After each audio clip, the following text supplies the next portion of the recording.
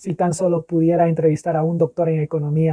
Te presento al doctor en economía, Eduardo Zurita, director de la carrera de economía de la Universidad Nacional de Chimborazo en Ecuador. Ha sido administrador, es director de carrera, ha sido gerente general de un hotel en Metropolitano, sí, ha sido un docente de posgrado en el programa de maestrías de ciencias económicas y empresariales. Bueno, resumen más ahí. Vamos a ver qué me dice acerca del aumento del gasto público en 10 años de un gobierno 100% socialista. La pregunta del millón. Para usted, ¿fue la década perdida o fue la década ganada? Bueno, el tema de hoy es acerca de 8 años de aumento de gasto público en el Ecuador. ¿Década ganada o década perdida?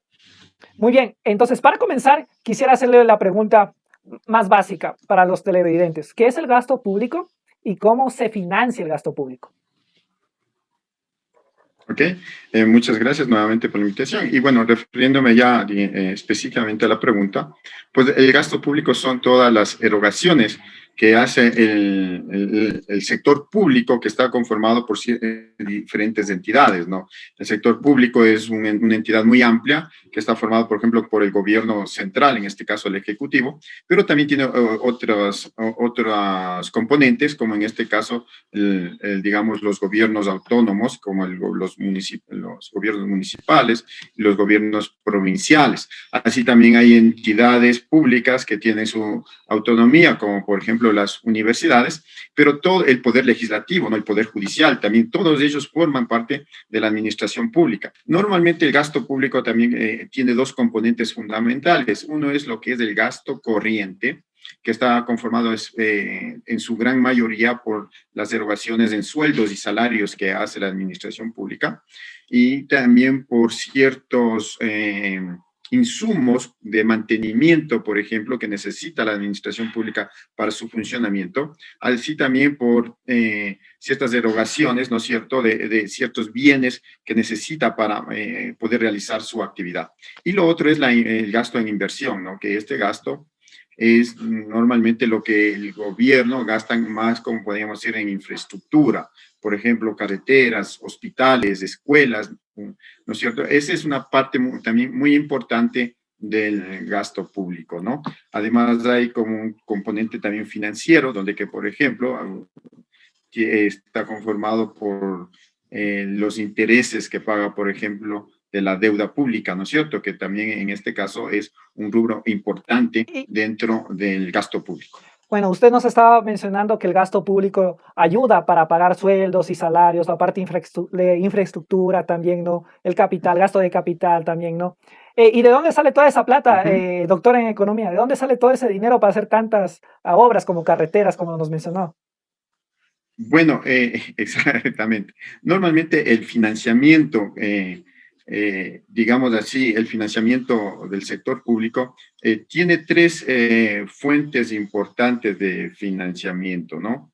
Una de las principales, o mejor dicho, la que debería ser la mayor, debe ser la de los ingresos que provienen de los impuestos que cobra el gobierno a los agentes económicos, en este caso, empresas y ciudadanos, ¿no?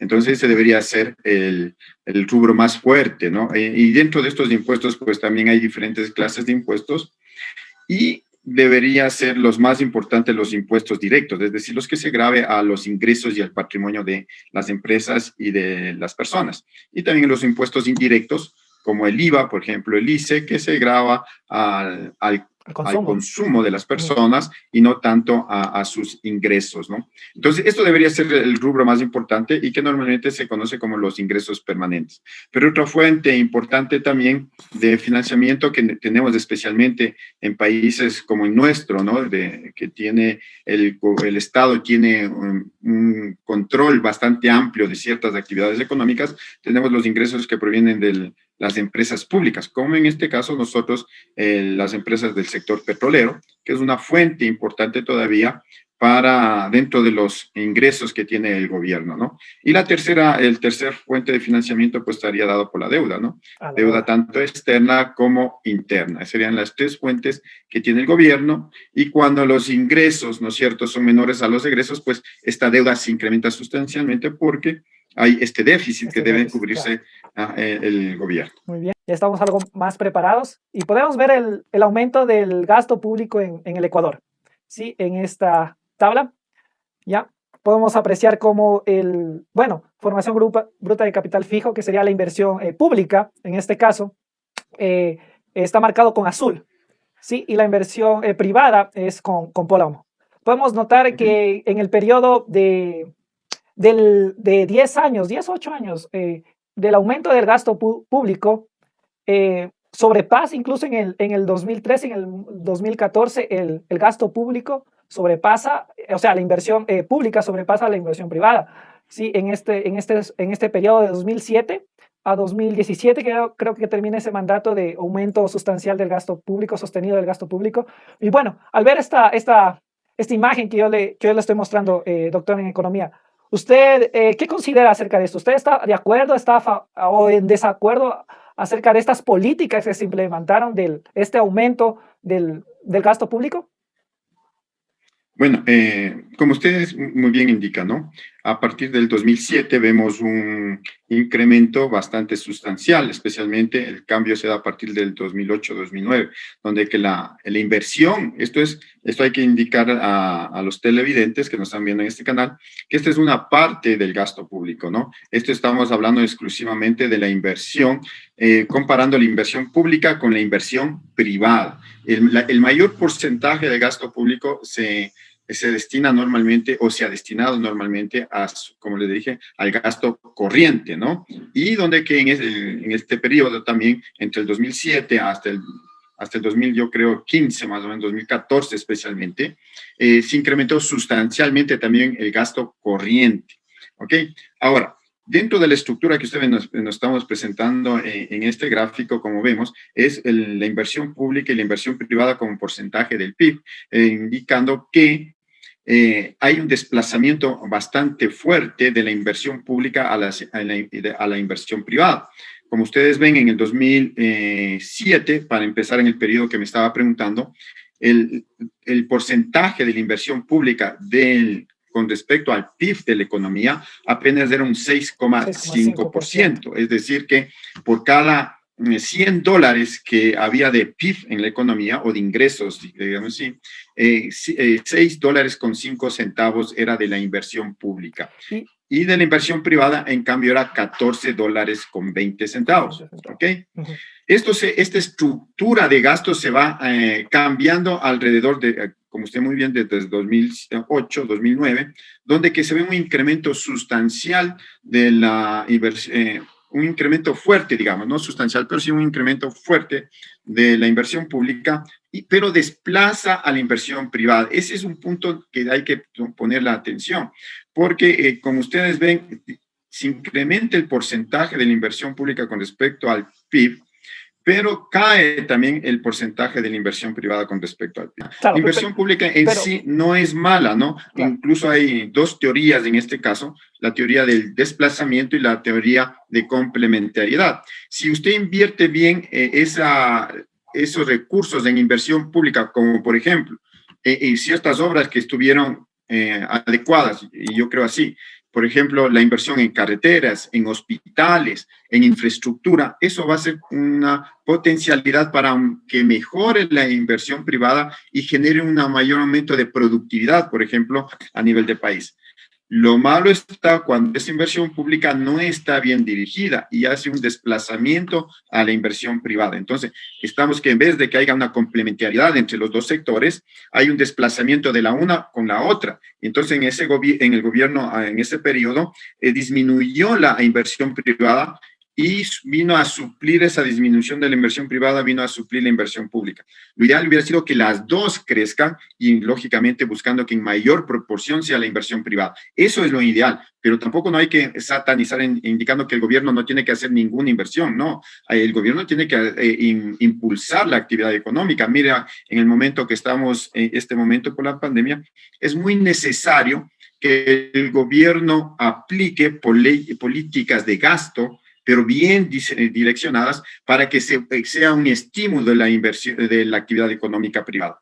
Hay políticas, como usted dice, que son expansivas, o mejor dicho, políticas que son anticíclicas, en el sentido de que debemos nosotros tratar de estabilizar la economía también con el apoyo de la política económica, que la política económica le hace el gobierno.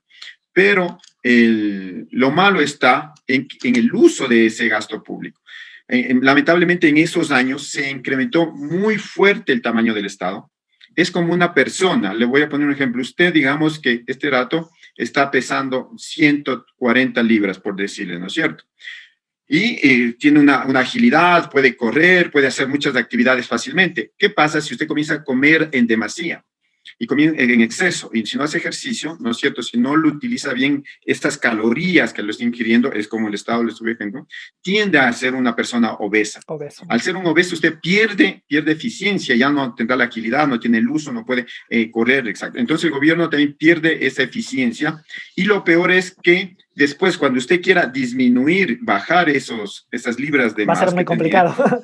va a ser súper, va a ser muy complicado, y es doloroso, porque va a tener que hacer ejercicio, va a tener que hacer dieta, te van a decir donde el doctor. Es un gobierno así. Este rato, que queremos bajar ese exceso de tamaño que tenemos en el tamaño del Estado, es doloroso. Va a haber desempleo, ¿no es cierto? Incluso hay una restricción en la actividad económica, porque al disminuir, como usted muy indicaba el cuadro, al disminuir la inversión pública y al restringir también el gasto corriente del sector público, queda un hueco, y ese hueco tiene que ser llenado por la inversión privada, así como fue en la anterior vez que creció el sector público y cayó la inversión privada. Aquí lo que tenemos que es que caiga el sector público y que aumente la inversión privada, pero eso también tiene que darse ciertas circunstancias para que facilite ciertas características de la economía favorables para que se ingrese, se fortalezca el sector privado. Lamentablemente, este rato no hay esas características, o recién estamos tratando de hacerlas, y por la pandemia se complicó mucho más. Y por eso es que yo le decía, por ejemplo, no es por satanizar el gasto público, sino hay que saberlo utilizar. De una manera moderada, se podría decir. Sí, que no infle tanto el tamaño del Estado, que sea bueno, ¿no? Ya, exacto, entonces, lo que usted nos quiere decir entonces, que usted dice que el gasto público es bueno, pero siempre y cuando se lo utilice de la mejor forma, y que no infle el tamaño del Estado de una manera exagerada, que suprima a la inversión privada. Entonces, eso es lo que usted quiere decir. Muy bien. Entonces, ahora yo le quiero decir esto. Ahora la siguiente pregunta que yo le quiero decir es esta. Mucha gente siempre dice que el populismo está donde un gobierno, como usted decía, aumenta demasiado el tamaño del Estado, o sea, aumenta mucho el gasto público para hacer demasiadas cosas, incluso cuando no tiene el respaldo o los recursos para hacer esto. ¿Usted estaría de acuerdo que eso es populismo? Cuando el gobierno aumenta de manera sustancial, aumenta la deuda y aumenta todo para crear muchas obras que no necesariamente hay respaldo de producción, se podría decir. Sí, sí. Bueno, sí, lamentablemente, mejor dicho, la palabra populismo o esta tendencia política que busca atraer básicamente a las clases populares, ¿no? Por eso se llama populismo. Normalmente las ofertas que hacen ellos, o si no, también la forma de gobernar, lo hacen de una forma muy poco responsable, se puede decir, con el fin de ganarse ese lema de que es para el pueblo.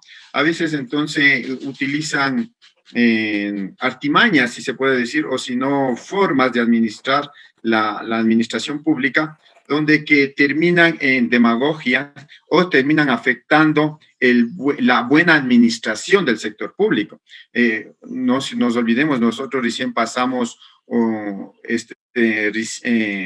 elecciones donde un candidato que en este caso, era y se le buscaba de alguna forma categorizar como populista el candidato que no ganó, y donde que él pues indicaba que, por ejemplo, iba a regalar $1.000 a 1 millón de personas. A lo mejor lo podía hacer, pero eso es una política populista porque lo único que busca es buscar adeptos a su partido y no generar una política Responsable, que una política sea, responsable, que exacto, genere crecimiento económico exacto. Entonces, que no es una política tampoco que se puede mantener en el en el tiempo, tiempo, claro. sino mejor es de muy corto plazo y que afecta a la administración del sector público. Le voy a poner, por ejemplo, un ejemplo de la familia, ¿no es cierto? Usted es padre de familia, ¿no es cierto? Y a lo mejor por ganarse el cariño o ¿no es cierto? O ganarse, digamos, en algún momento ese apego de los hijos, a lo mejor le va y le dice, mire, no importa que no pases el año, igual yo te voy a comprar Un te voy a sacar PlayStation. a pasear o cualquier cosa, ¿no es cierto? Ya. Pero eso hace que lamentablemente se malacostumbre de la gente, ¿no es cierto? Después dice, no, no importa que yo no sea responsable, que no trabaje, que no estudie, igual el gobierno me tiene que dar. Y eso lamentablemente al final ese niño, por ejemplo, ¿qué va a hacer? No va a tener buenas calificaciones, a lo mejor no pasa el año, termina perdiendo, y es acá en el país es igual. ¿Qué pasa con ese pueblo? Si no trabaja adecuadamente, no valora los recursos que tiene el Estado o que le puede dar, al final termina siendo un país de baja productividad, por ejemplo, Muy de baja. Ajá. pocos incentivos, muy poco competitivo, y si no generamos, ¿quién genera los productos y servicios? La gente, las empresas, ¿no es cierto? El sector privado. Y si tenemos un sector privado decadente, bajo, poco competitivo, sin responsabilidad, cae esa producción de bienes y servicios y terminamos empobreciéndonos. Cada vez nos vamos empobreciendo más. Y mientras el gobierno trate de dar más subsidios, más beneficios, ese país cada vez se va haciendo más pobre, más Claro. deteriorado, porque no genera riqueza. Y acuérdese que el gobierno no genera, el Estado no genera riqueza, eso hay que decir, el gobierno no es el que tiene la plata, el gobierno obtiene plata de los tributos, ya hablamos, de la venta de los recursos que tiene el Estado, como por ejemplo la minería, el petróleo, pero si no logramos producir minería, no podemos producir petróleo, como un caso de Venezuela, ¿no? Ellos tenían más o menos, producían 4 millones de barriles diarios y ahora están produciendo menos que nosotros, cerca de 480,000 barriles. ¿Qué hace? Es un país que ya no está produciendo, no tiene recursos. Entonces, por más, el gobierno no tiene ya de dónde dar para solventar las necesidades de la población. Entonces, esa es la política populista, que no es responsable que nos salga adelante. Ok, la que no es responsable con el ¿Okay? gasto público. Muy bien. Ya, otra pregunta. Milton Friedman, un famoso economista libertario, ya, él decía que había 4 formas de usar el dinero, ya, o de gastar tu dinero, ya. Ya, aquí está. ¿Ya? En el cual Milton Friedman afirma que cuando yo tengo mi dinero y lo gasto en mí, minimizamos los costos y maximizamos los beneficios. Cuando tengo mi dinero y lo utilizo en otros, solo reduzco el costo, pero no maximizo los beneficios. Cuando utilizo el dinero ajeno en mí, solo maximizo el beneficio, pero no los costos, porque es dinero ajeno y cojo y lo despilfarro, por así decirlo, Sí, porque no es mi como dinero. él decía, Ajá. se puede dar un banquete, decía Un él. banquete, exacto. Y el último, que es dinero ajeno en otros. Y este como que no interesa porque es la peor forma para Milton Friedman de utilizar el dinero. Claro, No, eso es lo que hace el gobierno, ¿no? claro, eso es lo que hace, esto es el gasto público, lo podríamos decir, ¿no? El gasto público Claro, es porque es un usa, dinero ah, que no es del gobierno, es un dinero de la gente que lo capta, como le dije, a través, mayoritariamente debería ser de los impuestos, y gasta también, digamos, en terceros, y entonces que a veces no sabe exactamente tampoco cuáles son esas necesidades. Y un ejemplo clarísimo, ¿no?, de esto fue la refinería del Pacífico, por ejemplo. Gastar ahí más de $1.000 millones fue un desperdicio de dinero, ¿no? O sea, cogió dinero que no era de él y lo gastó supuestamente a beneficiar a terceros que no tampoco salieron ningún beneficio, ¿no? Por decir algo. interesante. Entonces, Ujú. bueno, Pero sí, al- al- no sé si quería algún comentario de sí, bueno, estas frases.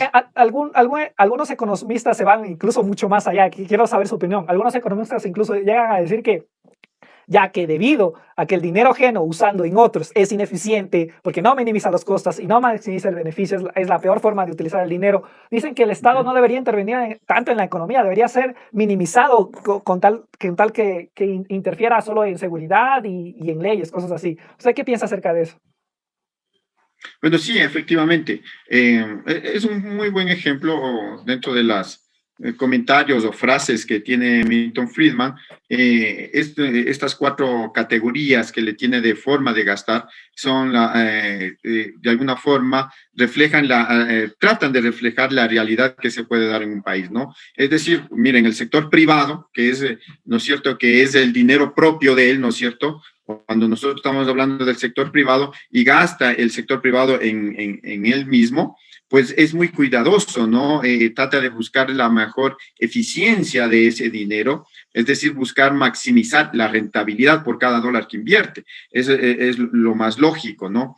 Las otras dos formas, esa de que dice gastar tu propio dinero en otros, tiene que ver en el sentido de que cuando uno, por ejemplo, el sector privado, ¿no es cierto?, le piden ayuda, por ejemplo, estoy hablando esto como a nivel ya de país y macroeconómico, entonces, por ejemplo, digamos, si le piden a los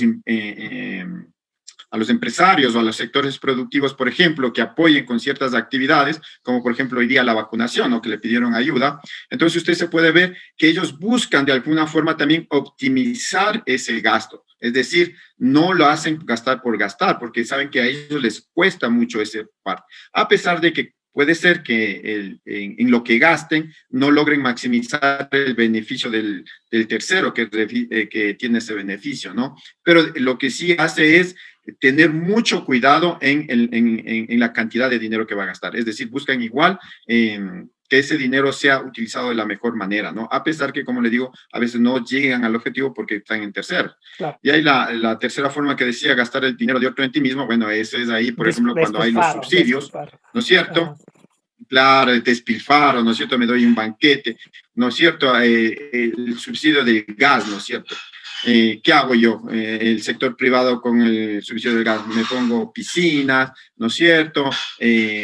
No tengo reparos en gastar ese dinero que no es mío, pero que le estoy sacando, entre comillas, el máximo provecho, porque también yo dispendio, ¿no? Dispendio, o sea, no es que yo, en verdad, porque si hubiera sido tu propio dinero, le apuesto que no se pone la piscina, ¿no es cierto? Claro, subsidio. Entonces, porque ya Eso le está muy cuesta. interesante, esa parte de subsidio, como utilizar el dinero de otros en ti mismo, es algo que no lo había pensado, es Claro, muy bueno recalcarlo, claro. porque gracias al subsidio Uh-huh. haces la piscina, pero si no fuera por el subsidio, fuera como que chútica, te quedarías pensando un poquito. Exacto. Entonces eso también, por eso ese tercer elemento también es muy peligroso, ¿no? Claro. Por ejemplo, el subsidio a la gasolina, hay una infinidad de ejemplos que podemos poner ahí con esa otra forma. Y finalmente, pues el gasto público, ¿no? Que es el dinero de otro y yo gasto en otro. Ajá. O sea, ahí sí, y eso representa un porcentaje normalmente que va en nuestros países a veces el 50% 50, del presupuesto, del ingreso del PIB, ¿no? del PIB, Más o bastante. menos que representa entonces esa parte y como lo dicen, es donde que básicamente hay mayor todavía desperdicio, ¿no es cierto? Aquí, por ejemplo, inflamos el tamaño del Estado, total, esa plata no es mía y tampoco yo no pago ¿no es cierto? Pueden meter, por ejemplo, como estaba oyendo en el municipio de Quito, ¿no es cierto? Que en el gobierno se me fue antes del gobierno de Yunda y bueno, en los últimos dos gobiernos antes de Yunda se habían ingresado más de 8,000 personas al municipio de Quito, por ejemplo. Uy, Igual, ¿no? mucho. No es dinero del No es, alcalde y entonces puede inflar, igual no paga a terceros y lo que busca es como beneficiarse. Entonces, ese es uno de los mayores. Por eso es que, como usted muy bien indica, que es muy peligroso el expendio, ¿no es cierto?, de jugar con el dinero ajeno. O sea, cuando uno llega a una administración pública, debe haber ciertas condiciones que exijan que ese uso de esos recursos sea lo más eficiente posible. Y una de esas, pues hay que poner límites, ¿no? Antes había, por ejemplo, que el presupuesto general del Estado no puede sobrepasar, por ejemplo, el 30% del PIB, o por al ejemplo. 40, hasta el Tendría 40 que haber quieren así llegar ya. ciertos límites, ¿no? Ahora, sí, ahora la deuda pública era el 40%, ahora la deuda pública dicen que puede ser hasta el 60%, Uy, y es otra forma también de incrementar el gasto. claro. El Hay debate, cantidad de ejemplos que indican, pero lo que sí le digo es que no, lo que hay que hacer es que el gobierno se centre en actividades principales y que no usurpe actividades que tranquilamente se puede dar al sector claro. privado. Aquí hay unos ejemplos Para usted, terribles, ¿no? sí, para usted, ¿cuál sería tres cosas principales que el gobierno debería estar?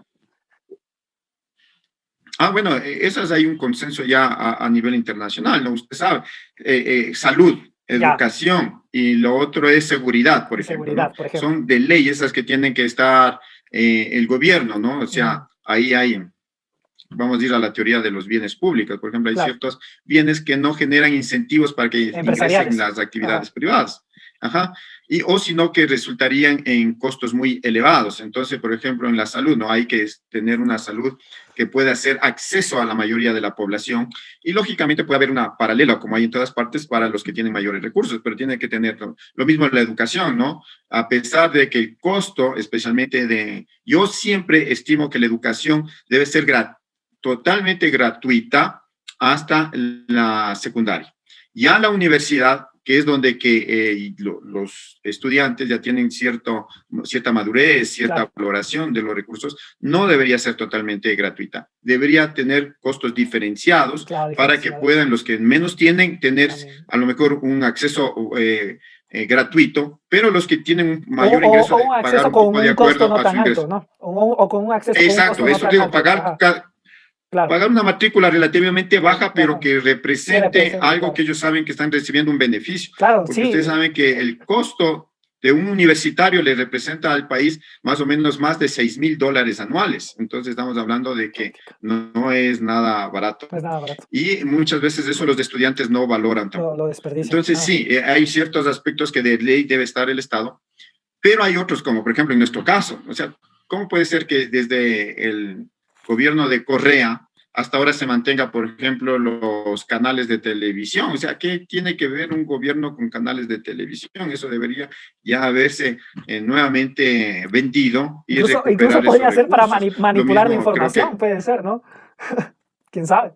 claro, también puede ser, claro, eso lo utilizaba Correa en esa época, direccionaba, como usted dice, lo mismo en el sistema financiero. Inclusive yo no estoy tan de acuerdo que debería el gobierno formarse o tener una participación así absoluta en la explotación, por ejemplo, de petróleo, de la minería. Yo creo que incluso ahí debería ser empresas privadas o si no empresas mixtas, ¿no? Donde Claro. que hay una participación del sector privado con el fin de que haya una mejor eficiencia, un mejor control de esos recursos, ¿no? Okay. Si no, miren lo que nosotros vemos aquí en Ecuador, hay una fuerte corrupción en estos sectores, ¿no? Claro. Mire, por ejemplo, incluso el sector eléctrico, yo me estudié en la maestría que usted indicaba, en Costa Rica, en el INCAE, y ahí, por ejemplo, el sector eléctrico podía acceder a poner hidroeléctricas. Ahí si fueron por otra estrategia. Aquí nosotros nos fuimos por hidroeléctricas grandes, ¿no es cierto? Y que en este rato tenemos en algunas dificultades, que nos está atrayendo dificultades.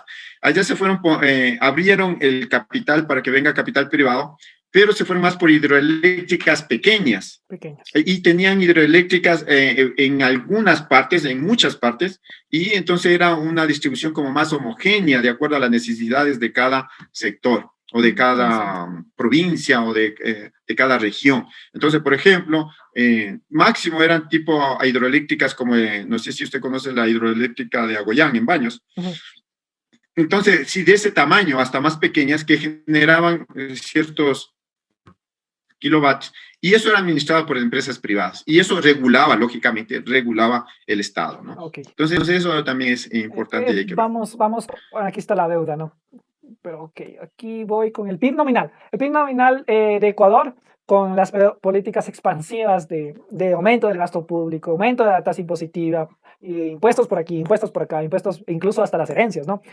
Vemos que tiene un crecimiento, pero yo hice la tasa de variación del PIB nominal. No sé si es que esto ayuda como de cierta forma a entender si realmente fue bueno el aumento del PIB nominal. no sé qué piensa acerca de la tasa de variación del PIB nominal, en el cual afirma que aumenta en un 21% el PIB hasta o sea, nos llega con un 21% de aumento del PIB en 2007. De ahí en adelante, ninguno de estos supera el 21% del aumento del PIB y tiene una tendencia decreciente. No sé si es que esta gráfica es buena para comprender qué es lo que pasó aquí. No sé cuál es su opinión, doctor en economía. Sí, sí, no, adecuado.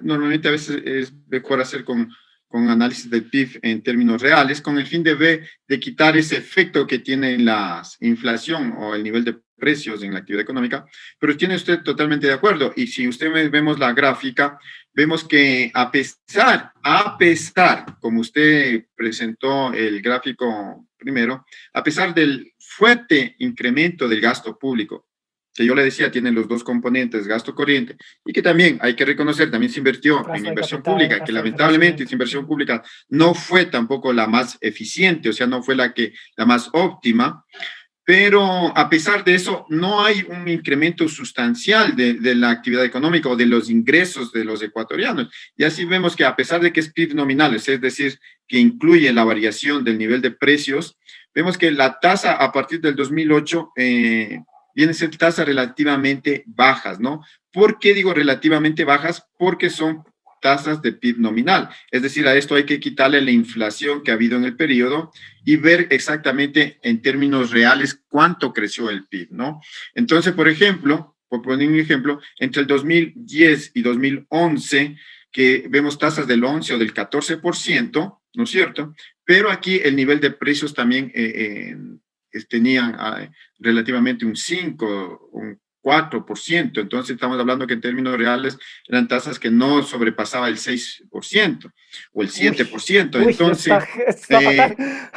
sí, a pesar de que, mire, usted vio que entre el 2012, 2013, donde que llegó el máximo de la inversión pública, pero relativamente la variación, la tasa de variación del PIB es menor a las que tenía en el 2000, por ejemplo, 10 o 2011, ¿no es cierto? Y aquí vemos que la inversión, ¿por qué se da eso? Porque ya hubo una caída muy fuerte de la actividad económica privada. Y el sector público nunca llega a suplir el dinamismo de la actividad privada. Entonces, en ese sentido, a pesar de que el gobierno trataba de alguna forma de contrarrestar esa disminución de la actividad económica con un aumento del gasto público, lo que generaba eso es una salida muy fuerte a nivel de divisas, porque al tener una política expansiva de gasto público, ¿no es cierto? La gente como que tenía un poco más de dinero para gastar y demandar más recursos, pero como no había la flexibilidad de la oferta productiva privada, esos recursos iban mucho al extranjero a través de las importaciones. Acuérdese que en esa época el gobierno impuso las tasas sobre arancelarias con el fin de disminuir el nivel de importaciones. ¿Y qué hizo la gente? Se iba a Colombia, acuérdense las filas de carros que se iban a Colombia a comprar hasta productos básicos, ¿no? Como papel higiénico, shampoos, cosas que eso se producía interna o se produce aquí dentro del país. Ajá, ¿Y por qué se iban allá? Porque era más barato. claro, No digamos televisiones, todas esas cosas se iban a importar allá. claro. Bueno, Entonces, ese es un punto importante que se ve que a pesar de que es una forma mejor dicho, de garantizar o de indicar, mejor dicho, de reforzar de que el gasto público no genera mucha dinamismo en la economía. Y lo que genera dinamismo es el aumento de la oferta productiva privada, o sea, de mayor inversión privada. economista, entonces vamos con ¿Sí? la última pregunta y la pregunta del millón. Para usted, ¿fue la década perdida o fue la década ganada? No, no, Sea yo sincero, creo que hay economista, sea muchos sincero, sea economistas. sincero. Claro, no, no, eso le decía. Yo concuerdo, digo, con muchos economistas que fue una década mejor perdida antes que ganada. ¿Por qué? Por las circunstancias que le estoy indicando. No se utilizó ese boom petrolero, el segundo boom petrolero que tuvo el país. Fíjese que tuvo que pasar 50 años prácticamente para lograr tener un nuevo boom petrolero y no se utilizaron esos recursos eficientemente. Y lo que nos quedó después de ese boom petrolero ¿qué nos quedó? Nos quedó un tamaño, Un un tamaño del tamaño del Estado Estado grande, obeso, con un montón de deuda también, grande, ¿no? que nos está causando muchos problemas. Claro que nos causa muchos problemas porque necesitamos muchos recursos para mantener ese estado y como le dije, para ir disminuyendo es costoso, es fuerte, hay que hacer muchos sacrificios y lo otro es que nos dejó también un sector privado muy disminuido y lamentablemente no se logra todavía recuperar y por muchas, eso ya será un análisis posterior, por muchas causas que todavía este sector privado no logra despegar, ¿no? Una de esas pues es justo esa falta de política pública para incentivar todavía. En el gobierno de Lenin tampoco se dio en los primeros años, especialmente en los 2 primeros años, también esos 2 años fueron perdidos a nivel de política económica. Ya después algo se estabilizó, algo se mejoró la actividad económica, pero no se hizo algo sustancialmente para fomentar. Por eso es que en octubre del 2019, con el paro indígena, afectó tan fuerte ese paro que de 15 días que el PIB en ese año cayó 0,5% por ese paro. Entonces ya veníamos con problemas anteriores, como le digo, por todo esto que nos dejó el gobierno, estos 10 años de Revolución Ciudadana, pero está muy fuerte todavía y luego, lógicamente, la pandemia también terminó afectando la actividad económica, ¿no? Pero sí, definitivamente fue una década perdida porque no se hizo lo que se debía hacer y se perdieron muchos recursos. Muchos recursos. Incluso a nivel de corrupción, ¿no? Vemos que Claro. se estima que más de 27.000 millones de dólares fueron, se votaron o se fueron en la corrupción en esos años. Ok, Eso es. ok, doctor. Muchas gracias por el tiempo que nos ha brindado aquí en el canal.